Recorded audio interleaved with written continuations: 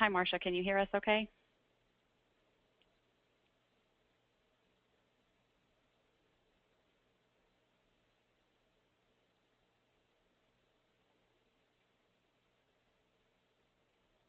I'm sorry for the delay. Let me check and find out what's going on. Hold on just one moment.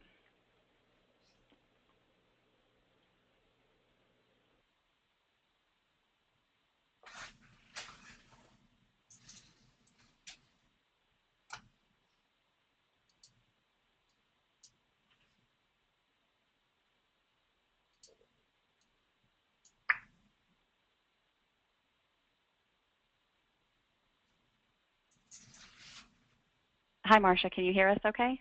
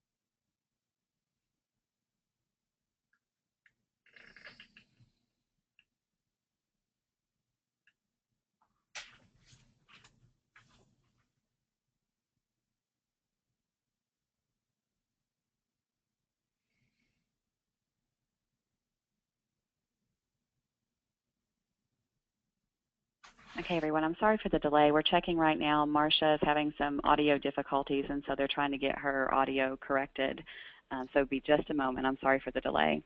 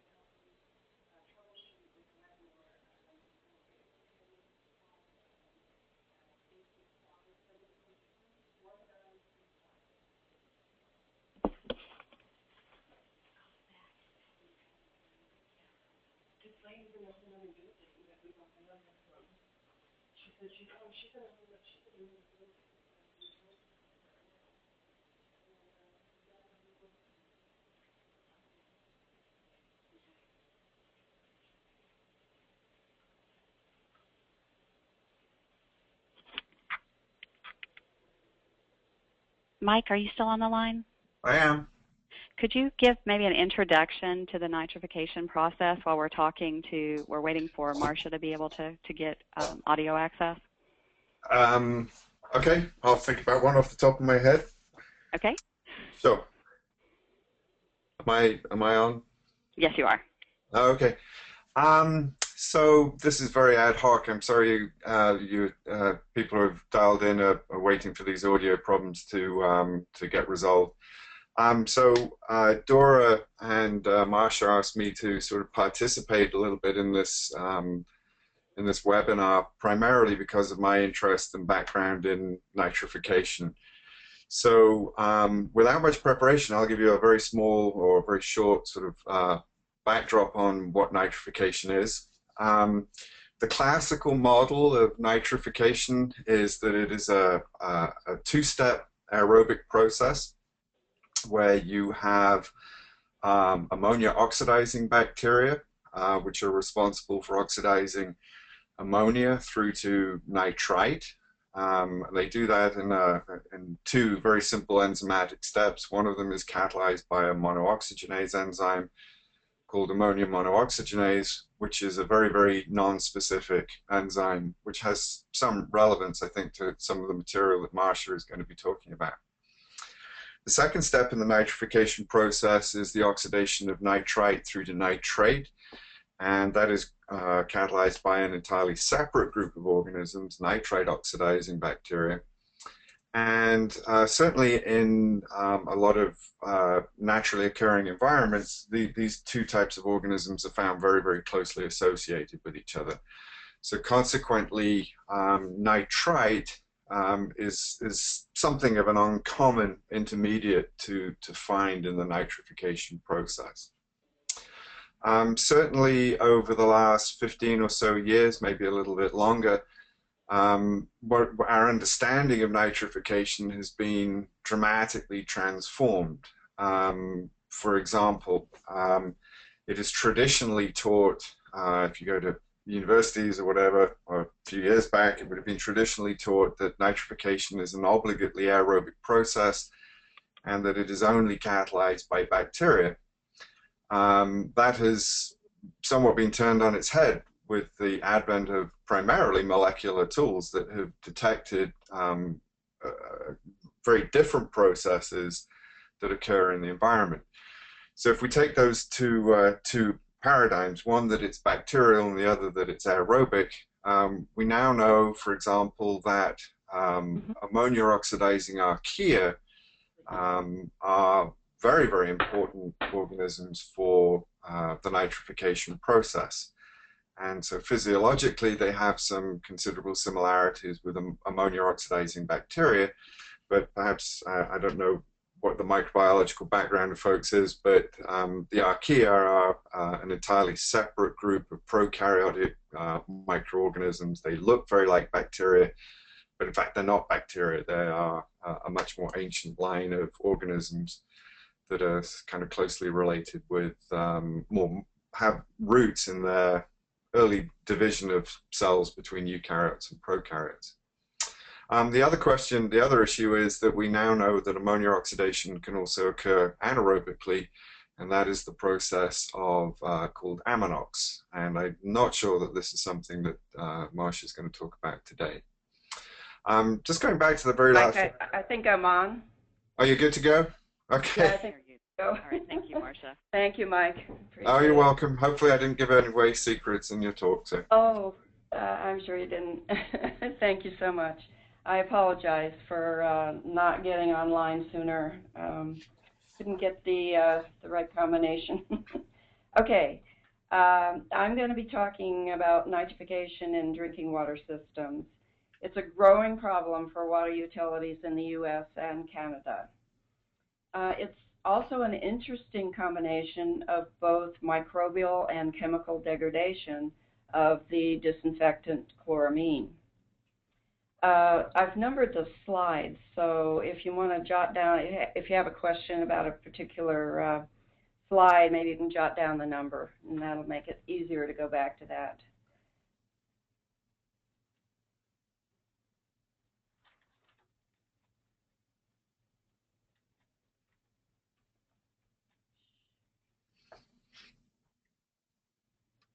Okay, now the slides are not advancing.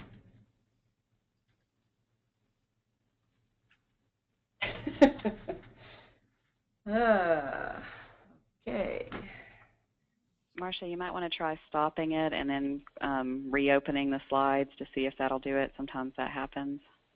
Okay, just end show and then go back in? Yeah, and then try it again, yeah, and see if that'll work. Oop. Oh, there we go. Okay, good. All right. First, I'm going to give you a little background information. Since the early 1900s, free chlorine and chloramine residuals have been used in distribution systems. And it's used to inactivate pathogens, control taste and odor, oxidize inorganic and organic compounds, and suppress microbial regrowth. There's natural organic matter in source water, and that reacts with disinfectants to form disinfection byproducts. And there's a couple of types of DBPs, trihalomethanes and haloacetic acids, that are regulated. and there's a maximum contaminant level for them. And so many U.S. utilities have switched to chloramine just so they can lower the numbers of disinfection byproducts and be compliant with the regulations. But switching to chloramine may result in water quality issues that are more costly and difficult to control. So it's a problem for some utilities that use the disinfectant chloramine in their drinking water distribution systems. So before I get into the presentation, let me give you a brief synopsis of what our experience with chloramines has been. Now, EPA recommends that utilities switch to chloramines because it's an easy fix and cheap to implement, but that hasn't been our experience. It is true that we had high levels of THMs and HAAs in our system that were well above the regulatory limits that went into effect in 2007. So we switched to chloramines in 2002, and the DBPs did decrease, but the water quality also deteriorated. We had high numbers of total coliform hits, high heterotrophic plate counts, and the above-ground storage tanks nitrified, and we had an increase in the number of customer complaints. So we hired a consultant, and they gave us some recommendations. They told us that the storage tanks and the treatment plant needed to be retrofitted. They wanted us to do unidirectional flushing of the system, and we did. You start at the treatment plant, essentially, and you flush the water all the way down through the system to the end. Annual conversions to free chlorine for a period of time, and we've done that every year. Replacement of the cast iron and the galvanized pipe, that was a big project, but we're still replacing pipe. And we set up a system maintenance program with established limits for action levels for pH, total chlorine, and nitrite. It took about 3 years before the coliform results were lowered to acceptable levels. And here it is 22 years later, and we're still having problems with nitrification in the system. Some of the recommendations did resolve our problem with the storage tanks nitrifying, so at least that problem was resolved. So to give you an idea of our costs, it was about $10 million for the capital costs initially, and that doesn't include the $40 million that we spent on the pipe replacement program.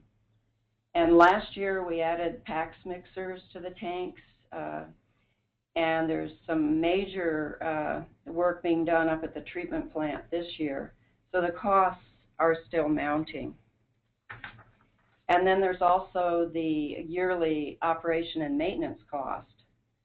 And this amount would be higher if you also calculated the lost revenue from all the water that we had to flush to waste. So I hope you can see that the decision to switch to chloramine as a secondary residual in the distribution system really needs careful consideration. So now let's get into the meat of the presentation. And during this webinar, I'll discuss these topics. What is nitrification? How does water quality deteriorate in drinking water distribution systems? What conditions are most likely to lead to nitrification, and what are the early warning signs? I'll talk about field and lab methods for detection, prevention and control for nitrification, and then list a few unanswered questions and what additional research is needed. So how do we form chloramines? Well, the source water at the treatment plant is first disinfected with chlorine, which is what we call the primary disinfectant. And then just before it goes into the distribution system, we add ammonia, and that forms chloramine. And monochloramine is the desired product. In chloraminated systems, monochloramine is the secondary residual in the distribution system instead of free chlorine. The ratio of chlorine to ammonia must be carefully controlled so that excess free ammonia doesn't enter the distribution system. 63% of the U.S. utilities using chloramine experience nitrification events caused by nitrifying bacteria, and 25% of those utilities experience moderate to severe nitrification. As chloramine decays, it releases free ammonia, and an excess of free ammonia in the distribution system may result in nitrification episodes. Uncontrolled nitrification leads to biological instability, water quality deterioration, and violation of drinking water regulations. So as soon as the water leaves the treatment plant, both chloramine residual and water quality begin to decay. By the time it reaches the end of our distribution system, residuals may have decreased by as much as 50%. And then there's further decay that takes place in the homes and the buildings before it reaches the tap. So the nitrification process, like I said, is a combination of both chemical and microbiological degradation. And many pathways, both chemical and microbiological, degrade monochloramine and form free ammonia. Monochloramine chemically degrades over time, and free ammonia is released, and we call that auto-decomposition. Monochloramine will also chemically oxidize the natural organic matter that's in the water and release ammonia that way. So there are two groups of bacteria that are recognized as being part of the nitrification process. The ammonia oxidizing bacteria, or the AOBs, like Nitrosomonas and Nitrosospira, use ammonia as an energy source, and they oxidize free ammonia, leading to the release of nitrite. The enzyme ammonium monooxygenase catalyzes this reaction. And then the nitrite oxidizing bacteria, or NOBs, like Nitrospira and Nitrobacter, use nitrite for energy, and nitrate is released. These bacteria are commonly found in drinking water distribution systems, but under certain conditions their numbers will rise and cause a nitrification event. Of course, nitrification isn't that simple. The ecology of nitrifying bacteria in finished waters is not very well understood, and there are certainly many other major players that need to be identified in this process. So now let's take a closer look at what's actually happening. The AOBs oxidize ammonia, consuming oxygen and bicarbonate ions, and they release nitrite. The AOB possess a non-specific enzyme, the ammonium monooxygenase, or AMO, and this enzyme not only oxidizes ammonia, it can also co-metabolize many other halogenated compounds, including the disinfectant monochloramine. And this accounts for between 30 and 60% of monochloramine decay. The release of nitrite by both of these reactions contributes to the rapid decay of monochloramine shortly after the onset of nitrification. Nitrite will also chemically react with monochloramine, releasing more free ammonia and fueling this nitrification process.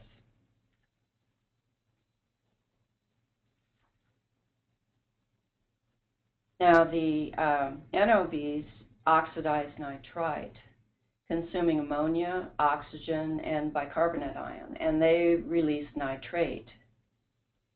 Nitrogen-containing organic compounds are also released, providing food for other bacteria, including the AOBs. And corrosion of pipe plays two roles in nitrification, reacting with both nitrate and monochloramine to form ammonia and closing the loop. So the ferricions, the iron molecules with no charge can react with nitrate to form ferricions and ammonia. And then the ferricions can react with the monochloramine to form ammonia. And for this reason, choosing the correct corrosion inhibitor and the correct concentration of inhibitor is important to prevent nitrification as well as inhibiting corrosion. This is a list of 11 important reactions that influence the nitrification process, but it's not really a complete list. There are also other organisms that can nitrify. Until recently, nitrification was considered to be a bacterial process, but now we know that other microbes can cause nitrification. One group is ammonia oxidizing archaea, and these are affiliated with non-thermophilic Archaeota.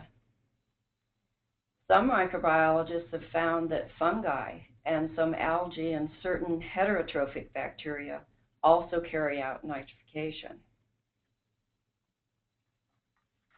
Nitrifying bacteria like living in biofilm, as most bacteria do, and this makes them more difficult to control.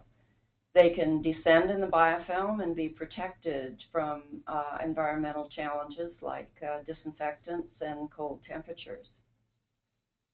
The attached nitrifiers in biofilm are actually more active than the free living cells and more resistant to substrate limitation.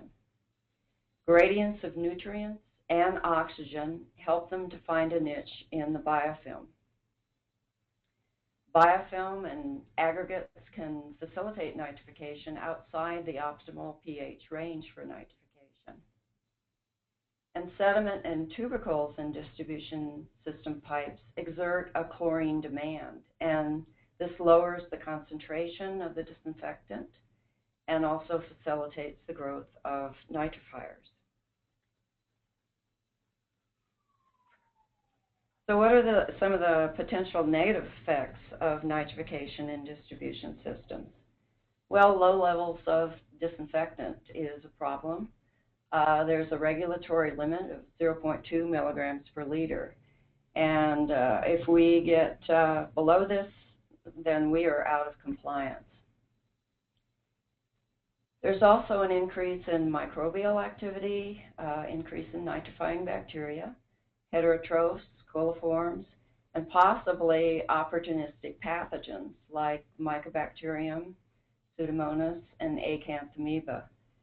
And we saw a big increase in the numbers of mycobacteria immediately after we switched to chloramine. There's an increase in growth of biofilm, especially when oxygen is present. Nitrite may react with secondary amines to produce nitrosamines, and these compounds are more carcinogenic than the regulated disinfection byproducts. Nitrogenous disinfection byproducts formed by ammonia and chlorine, like the halocetonitriles and the halonitromethanes, are more geno and cytotoxic than the regulated THMs and HAAs. There's also destruction of concrete by acidification during nitrification. Water quality also deteriorates in the premise plumbing inside buildings and homes Chloramine can rapidly decay through reactions with copper pipe. Nitrification inside buildings and homes may be more severe than the drinking water distribution system. Lower disinfectant and lower pH. There's more surface area for biofilm to attach. There's lower flow of water and intermittent flow through the pipes. And with corrosion of copper pipe, there's additional available metals. You have warmer water temperatures in buildings. And all of these conditions favor growth of nitrifiers. Carbon filters installed in homes remove chloramine and they lower the pH. And this may cause rapid establishment of nitrification inside buildings and homes. Lower pH may result in violation of the lead and copper rule. And chloramine may cause pitting in copper pipes and leaching of lead and zinc. So how do utilities monitor for nitrification? One way is to look at an increase in the concentration of nitrite. The suggested limit in the textbooks is 0.025 milligrams per liter. This parameter is measured in the field, and it's our most sensitive trigger for our system. So if nitrite gets above 0.02 milligrams per liter, then we start taking action. Some utilities will monitor for an increase in nitrate and a decrease in total ammonia. You'll also look for a difficulty in maintaining disinfectant residuals in the system. And if we see a drop below 2 milligrams per liter of total chlorine, that's also a trigger for us. The drop in residuals can decline to very low levels quite quickly. Consumption of alkalinity and a drop in pH are other signs of nitrification. Also a decline in dissolved oxygen. In our system, when the water temperature increases above 27 degrees centigrade, we start looking for nitrification. However, we've seen nitrification events in our system when the water temperature has been below 20 degrees centigrade. Some utilities are using a new field method to track nitrification. It's an adenosine triphosphate test developed by a vendor in Canada. It's a 5-minute test that can be done either in the field or the samples can be brought back to the lab. It measures relative luminescence, so it's actually measuring the number of live bacteria, not a specific test for nitrifying bacteria. However, utilities are using it successfully to track nitrification. The reagents are a little more expensive, and a luminometer is required for the test. Heterotrophic plate count method is the most popular lab method used by utilities to track nitrification. But there are problems with this method. Using the R2A media, it takes anywhere from 2 to 7 days to results, depending on the temperature you incubated at. And data really isn't consistent with the level of nitrification. Another method, the AOB method, is an ambient culture method used by utilities. It's more specific, but it takes 3 weeks to results for ammonia oxidizers and 15 weeks for nitrite oxidizers. So the data you get really doesn't help you very much. And the test also underestimates the number of AOBs. The recovery rate is very poor, and it's a labor-intensive method. Research labs will perform molecular techniques. I'm being told utilities will soon be using some of these techniques. It'll be great when it finally trickles down to our level. We'll get faster results and more specific results. Both heterotrophic and nitrifying bacteria are always found when nitrification occurs. These two groups can be antagonistic or synergistic. They compete for surface attachments, dissolved oxygen, ammonia, and other nutrients. Nitrifiers produce soluble microbial products used as food by heterotrophic bacteria.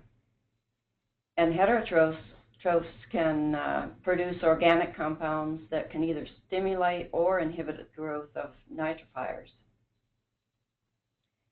When they coexist in biofilm, heterotrophs are usually near the surface, whereas the nitrifiers are a little deeper inside the biofilm, or they occur in the sediment in the pipes. And this may explain why in our distribution system, populations of nitrifiers return rather quickly after a free chlorine burn, because they're hiding inside the biofilm. Water temperature is a big factor, and for utilities in southern United States, the elevated temperatures increase the chloramine decay, providing more ammonia for nitrifying bacteria. An increase in temperature can influence chemical and bacterial reactions by increasing the rate of substrate diffusion to the cells and by influencing the rates of enzymatically catalyzed reactions. 55 degrees centigrade can inactivate nitrifying bacteria. That may be useful to control nitrifiers inside homes and buildings.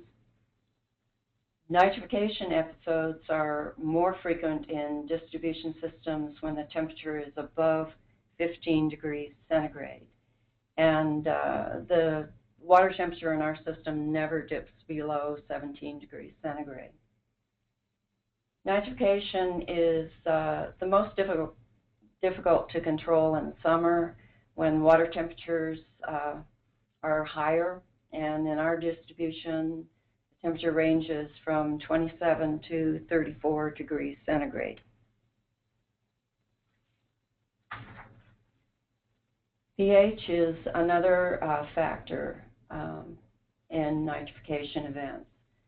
The rate of chloramine decay can double with a drop of 0.7 pH units.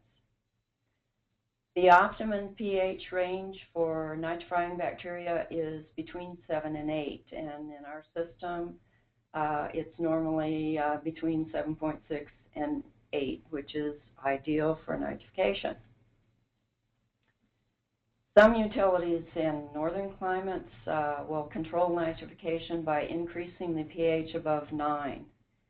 That slows decomposition of chloramine and also slows the growth rate of nitrifying bacteria. Unfortunately, we can't do that in our system. We have higher levels of calcium, so calcium carbonate would precipitate out. So what other factors influence nitrification in distribution systems?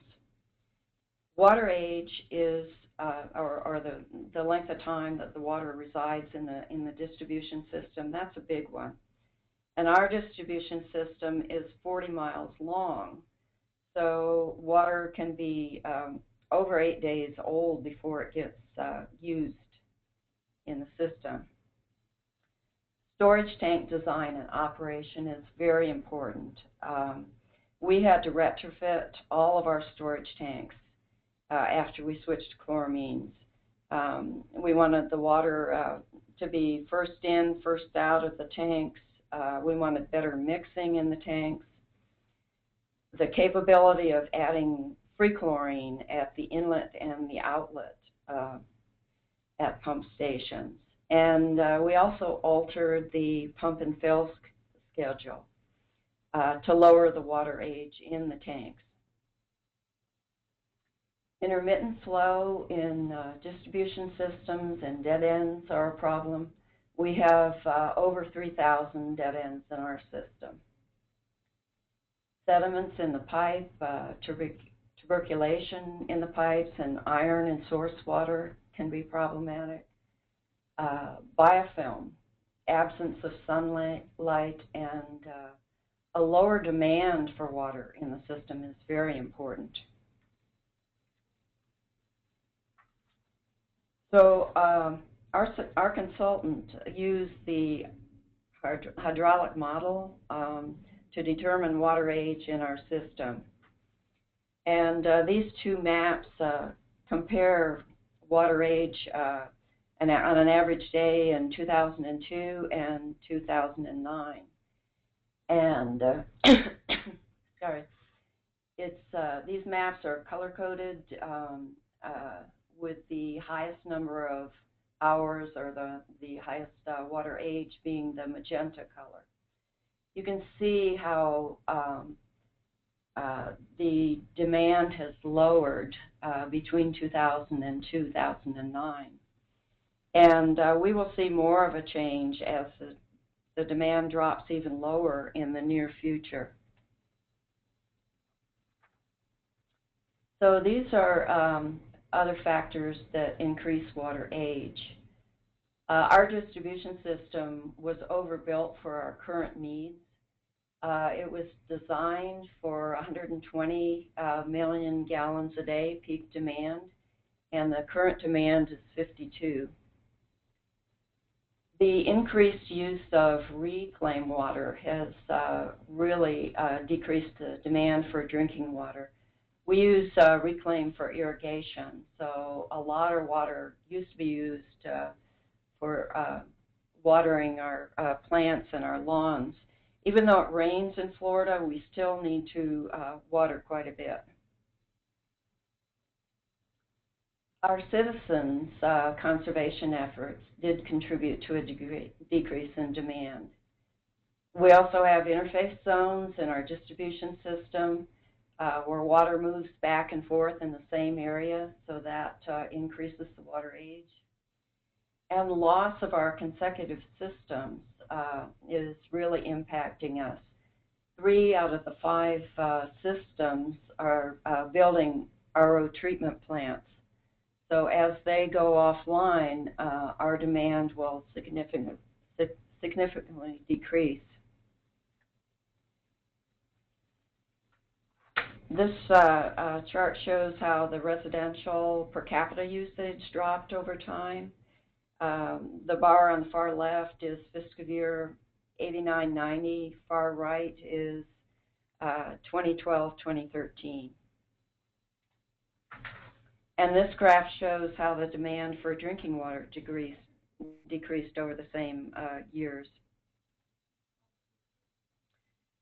So how do we control nitrification in our distribution system? One means is by flushing. We can either manually flush by opening up fire hydrants and blow-offs. We have installed about 60 programmable automatic flushing devices, and we also have constant flow devices. And that helps cut down on the number of man-hours to go out there and flush. An annual conversion to free chlorine really helps control nitrification in our system. And in the last couple of years, we've used 2 conversions to free chlorine for maybe about a month each time. So the textbooks will tell you that flushing the pipelines by opening up the hydrants and the blow-offs will work. It does reduce detention time in low flow areas. It increases the water velocity in the pipelines, removes corrosion products and biofilm materials, and draws higher disinfectant residuals into problem areas. But these beneficial effects, even though they're immediate, they're not long-lasting. These are just some pictures of flushing sites in our system. You can see the fire hydrant there. And in the lower left, that's an example of a blow-off. Blow-offs are usually located below ground, and this is a L-shaped pipe that is screwed into the backflow valve. And then the valve can be opened with that valve key. I'm actually showing you what we do in the reclaim system. You can see by the purple marking there, but it's exactly the same in the drinking water system. And then on the right, you have the AFDs. In the bottom right there, you can actually see the controls for the automatic flushing device that are up here on, mounted above ground, and then water is flushed out through this pipe into a ditch.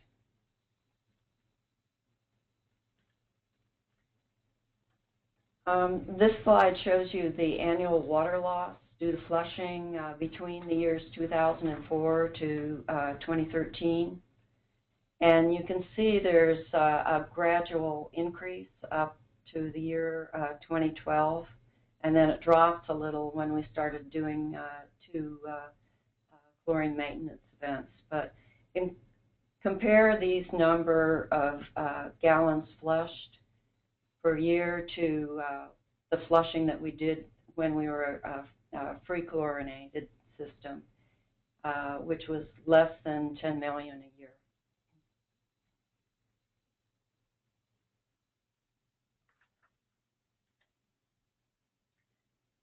So more recently, we've used the county hydraulic model to determine the effect of flushing on water age in the distribution system. And these are two maps for March of 2012, the one on the left with and the one on the right without flushing. And you can see at the end of our distribution system here, you do get a little bit of a color change, but not very much. These maps are for August 2012, on the left with flushing, on the right without. You can see, again, most of the difference is down at the end of our system. And this is an area where we have reduced the water age by flushing using the AFDs and the constant flow devices. There's quite a number of them in this area of the distribution system. This slide shows the monthly cost of flushing. It's color-coded by year.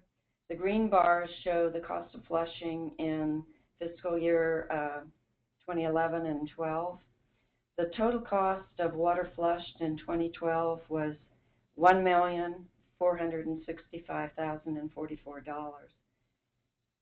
It does appear to be tapering off because Water Quality Section is trying a new approach that seems to be working. As I said, we're staging two conversions to free chlorine, one in late spring and the second in the end of summer. And we've been able to reduce the volumes of flushed water during the summer months from 80 to 95 million gallons a month to 20 to 30 million gallons a month. So this is a big cost savings. Another common practice to control nitrification is to temporarily convert the secondary residual from chloramine to free chlorine. And we sometimes call this a chlorine burn. Free chlorine is actually 13 times more effective as a disinfectant than chloramine. So it enhances the distribution system water quality and utilizes free chlorine's strong disinfectant capability to reduce biological activity in the system and improve the chloramine persistence in the distribution system, especially in the outlying areas. And most importantly, it removes the excess free ammonia. The numbers of nitrifying bacteria diminish during the burn, but I'll show you in a minute, they do start climbing again soon after. And in our distribution system, nitrifying bacteria returned in 2012, 1 month after the second conversion to free chlorine. And you can see that on this map, that it was pretty much throughout the system. It wasn't in any specific locale.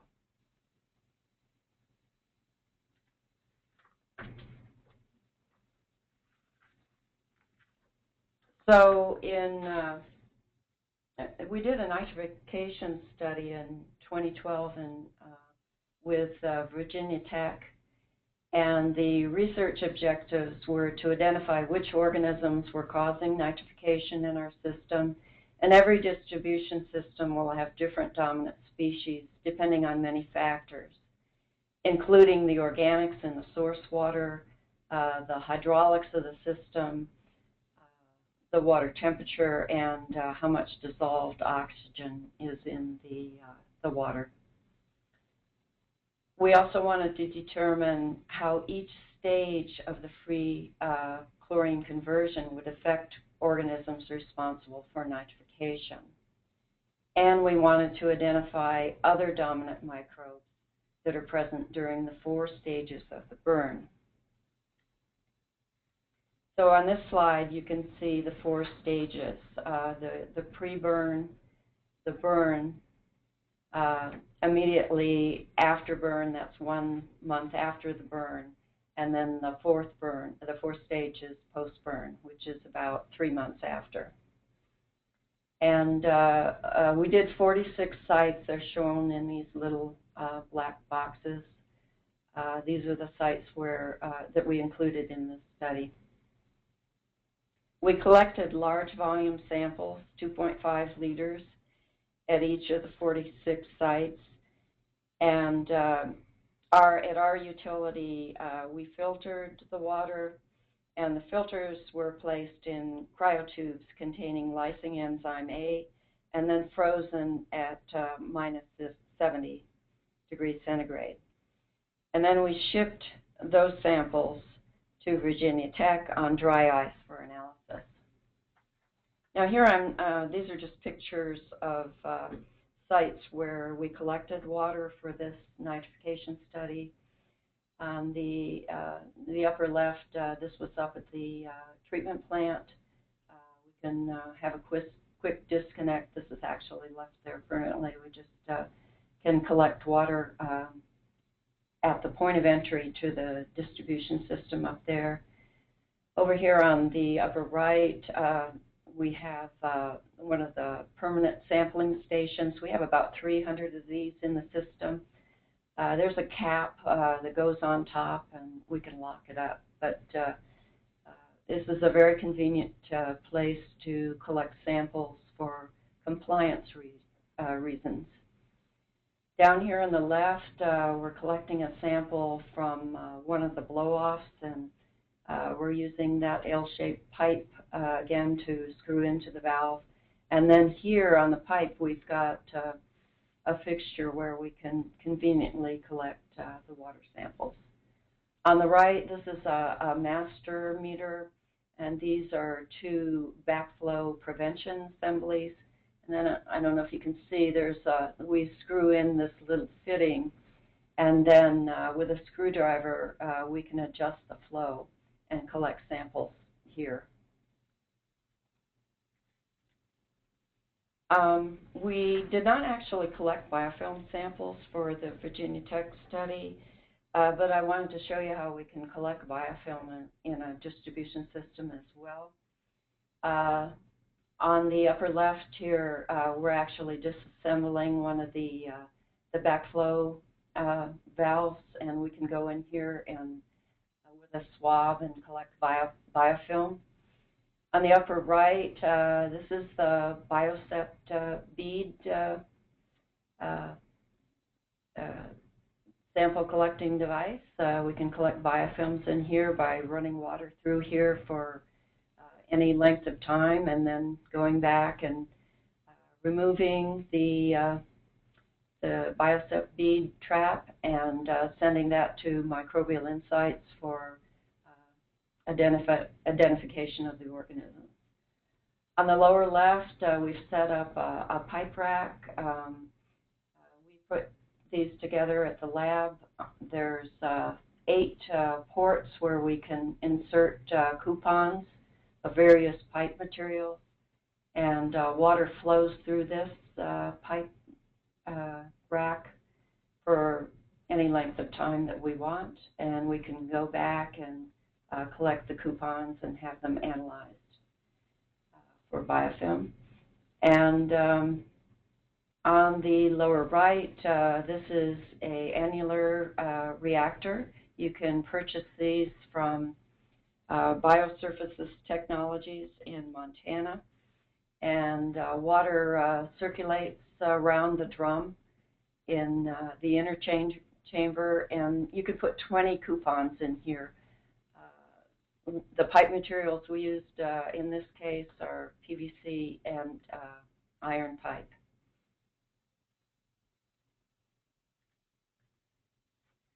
Then at Virginia Tech, the samples were analyzed by quantitative PCR to quantify the nitrifiers. And then Illumina 16S rRNA sequencing was done by one of the Virginia Tech's lab employees. They went to the EPA lab in Cincinnati to do that work. These are the markers used for the qPCR assays. They screened for 4 groups of organisms to identify dominant species involved in nitrification. The AOBs, the AOAs, the Nitrobacter, and Nitrospira. The markers for the nitrite oxidizing bacteria are gender specific, and these just happen to be the 2 that they selected, Nitrospira and Nitrobacter.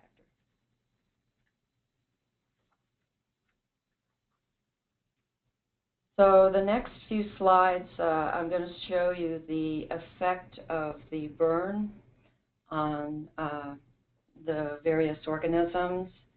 This first slide is on the AOBs. On the left will be the log of the bacterial gene copies per mil. And then down here on the x-axis, these are the stages of the burn. So this is the pre-burn, the burn, 1 month after the burn, and 3 months after. And then also plotted on here are the nitrite values that we measured for these samples in the field. So you can see this is in the pre-burn stage, and the number of gene copies of the AMOA gene go up to about 3.5. And then during the burn, they disappear. 1 month later, they start to rise, and then 3 months later, they're getting pretty much up to the levels that they were pre-burn.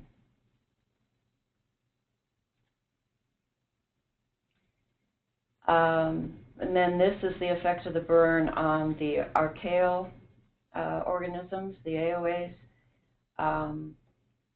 Little lower concentration of genes in the pre-burn stage, about 1.5 goes up to.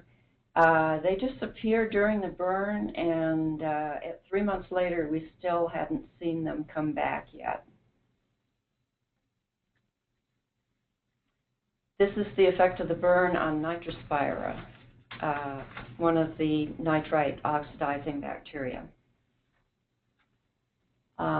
This log of the gene copies go up to maybe about 3.5 in the pre-burn stage.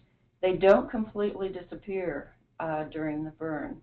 And then they start climbing up to the pre-burn levels pretty quickly, like 1 month after the burn. Okay, this next slide shows you the Illumina sequencing of the 16S RNA, and it shows the composition of the bacterial and the archaeal communities, and it dramatically shifted during the burn. As you can see, this is the pre-burn phase, and this is the burn.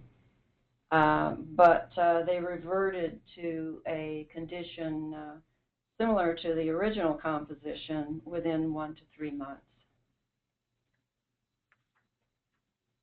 This is a list of some of the organisms identified by sequencing.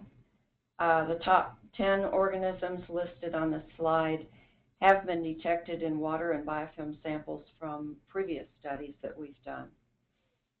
And you can see both the AOB and the NOBs are here, and also Legionella and Mycobacteria were detected. The researchers were very surprised to see an abundance of the methanotrophs in our drinking water. And these bacteria are defined by their ability to assimilate methane and other simple carbon compounds. Also, during the same time frame as we did the Virginia Tech study, we were working with Northwestern University on a Water Research Foundation project. And they also had the same question. They were wondering if we had methane in our water. And we asked a collaborator on another study, Wenso Liu, and he said, yeah, he's seen methanotrophs as well, and especially in groundwater.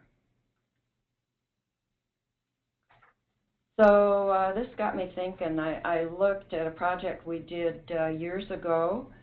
It was an in-house project to document the shift in predominant organisms during the transition from a free chlorine residual to chloramine. Samples for this study were analyzed by Microbial Insights using DGGE and band sequencing.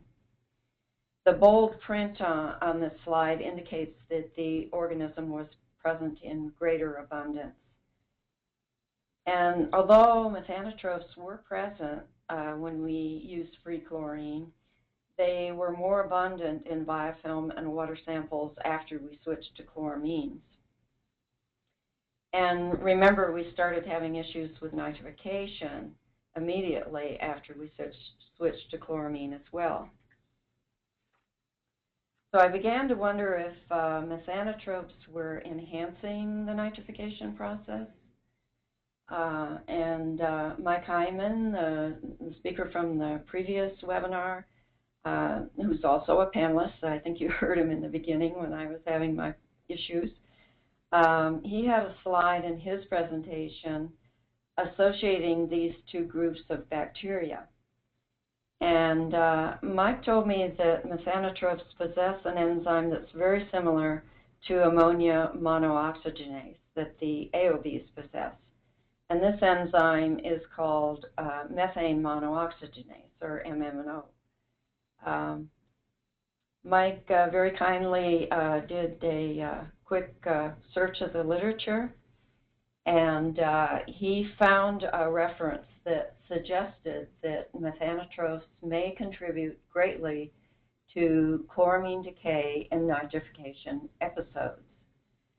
So the question remains, Do methanotropes enhance degradation of chloramine by increasing the release of nitrite, or do they compete with the AOVs for ammonia and oxygen and inhibit nitrification by AOV? I think that would be a pretty interesting research project for somebody. So now switch gears and talk about prevention and control of nitrification. We think the best option is prevention, and that would be to remove the organics from the source water at the treatment plant and use free chlorine as the secondary residual. Then we would have no free ammonia to worry about, so there's no nitrification. And with the organics removed, disinfection byproducts should not be an issue. But it is expensive to build and operate a membrane plant. So these are some other ways of controlling nitrifiers in a distribution system. You can reduce the water age by storage tank modification, better mixing in the tanks, daily drawdown of the storage tanks to decrease water age. Looping of dead ends in the distribution systems, removing the sediment from storage tanks, and AWWA does suggest, maybe even require, that every 5 years these storage tanks be cleaned and the sediment removed. Limit the concentration of free ammonia that's entering the distribution system. Keep it below 0.05 milligrams per liter, and maintain control of the chlorine to ammonia ratio at the treatment plant and in the system if possible. Keep the ratio should be between 4.1 to 5.1. The optimal ratio in our system is 4.5 to 1. If you get above a 5 to 1 ratio, then you start getting these undesirable compounds, the dichloro and trichloramines, and they start giving you taste and odor problems in your system. If you go below 4.4 to 1 ratio, then you will have an excess free ammonia and a greater probability of nitrification in your system.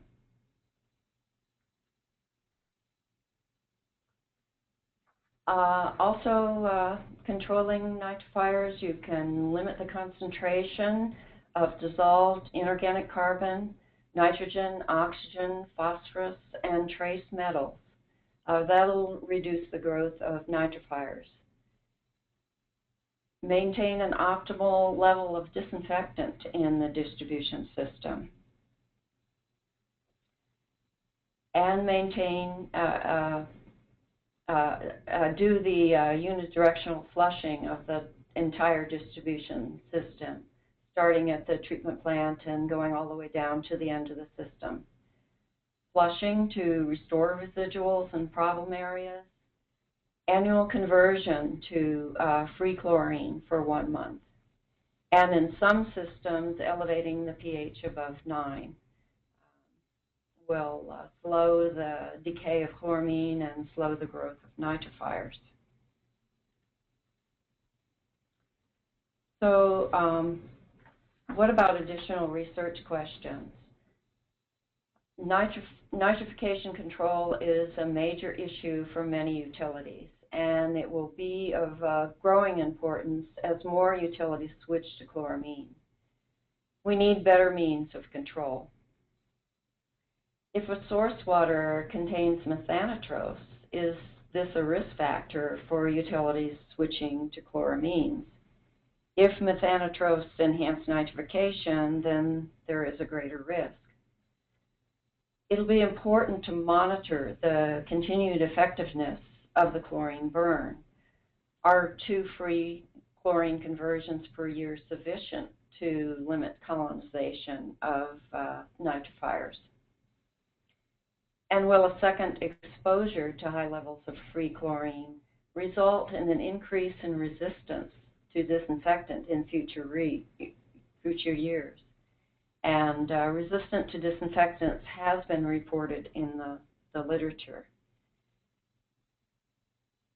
And finally, 2 annual conversions do result in more exposure to both regulated and unregulated disinfection byproducts of potential health concern.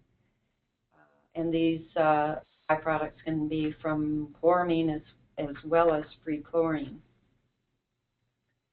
So thanks for your patience. I hope many of you could hang on to the end, and I guess now we'll open it up to questions. And remember, Mike Hyman is also here to answer any specific questions.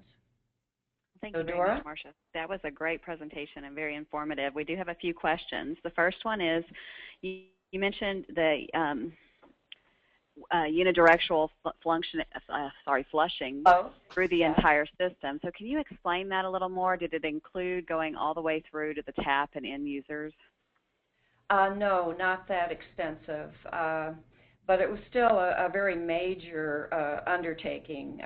You know, we have a very big system. As I think I mentioned, it's 40 miles long and probably at least 20 miles wide in some places. So we just, it was mainly the main lines that we were flushing.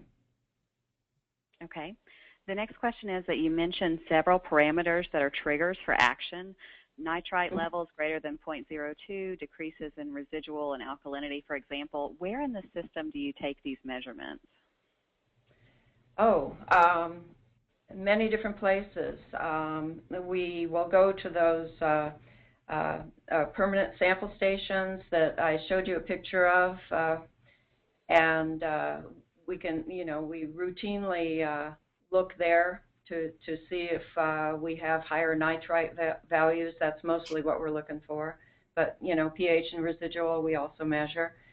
But the guys that go out to do the flushing and check on the automated flushing devices, they go out every day, and they look for nitrification by monitoring for nitrite and pH and residual as well.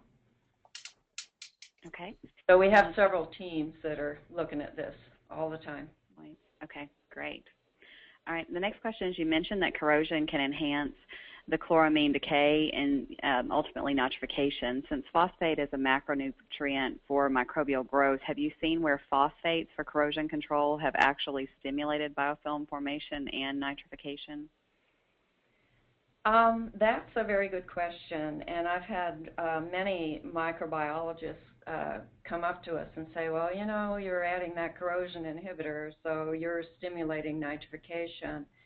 But actually, we feel that we have to use the inhibitor, and it actually does help with control of nitrification, we believe. Okay, good. The next question is, as a homeowner, do you recommend running the tap daily to help flush the lines from the street to the home? Oh, no, we don't recommend that. If we get customer complaints, we have somebody that monitors those all the time. So customers can call in if they have a problem with taste and odor or rusty water or whatever, they can call in. And we might suggest, depending on what their complaint is, that they flush their lines.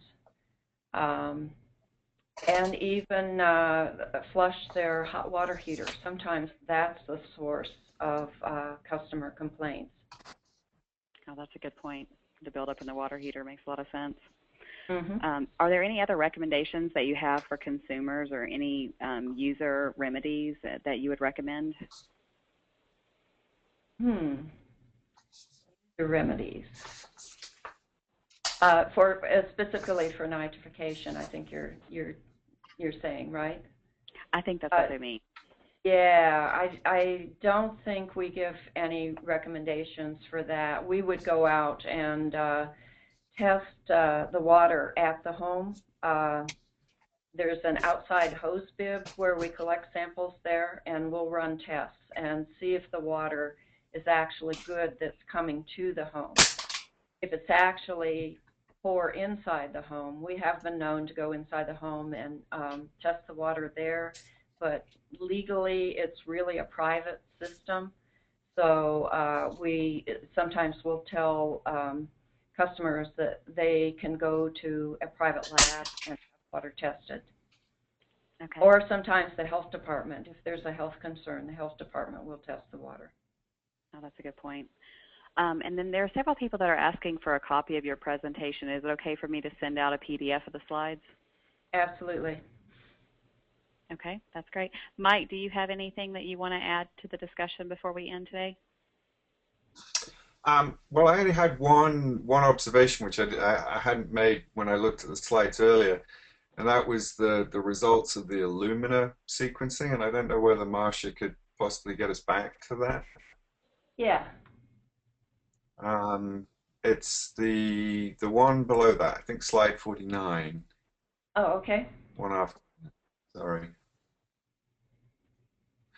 So, you know, this whole question about methane and whether it's contributing to nitrification, there's clearly the capability of methane monooxygenase to oxidize chloramine, monochloramine. And I'm pretty sure there's data out there which says that ammonia oxidizers can do that as well.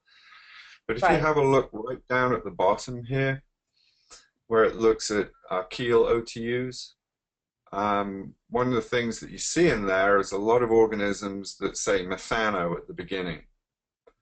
Yeah. And these are methanogens. So these are organisms which make methane.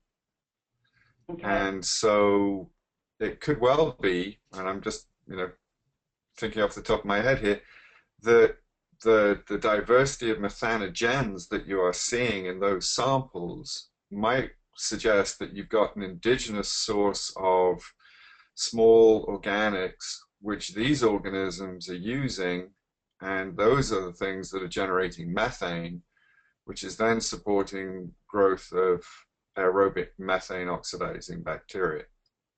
And so, for example, if these were in a biofilm, you might expect the methanogens to be deeply buried in that biofilm, so they're protected against oxygen. They're very oxygen-sensitive organisms. And yet, if they are being supplied, you know, they're clearly there, they're growing on something, they're fairly fastidious in what they'll actually grow on. And so you may have this indigenous source of methane within those systems. Interesting. So it might have less to actually do with the methane in the source water, but actually methane that's being generated within the system itself. Yeah, yeah. Are these organisms extremophiles? No, not particularly. No? No. So is there any way that we could control for these organisms? Or are they just going to be there?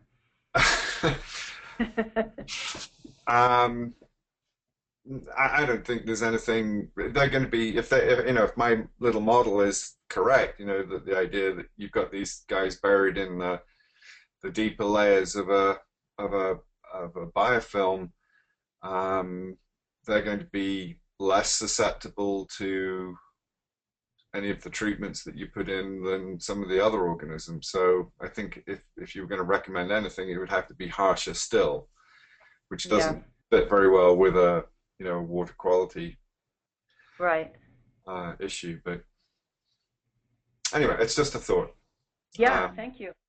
That's a very good point. And the work that we've seen done, you have to really physically disrupt that biofilm formation to do anything to have a treatment effect on those methanogenic populations. Right. So, well, thank you everyone for joining today, and thank you very much, Marcia and Mike. This was a very interesting and informative presentation. We'll get that on our website as soon as possible and get out a copy of the slides to everyone. But we really appreciate you joining us and hope you can join us next month for our webinar. Have a wonderful day. Thank you. Thanks. Thanks.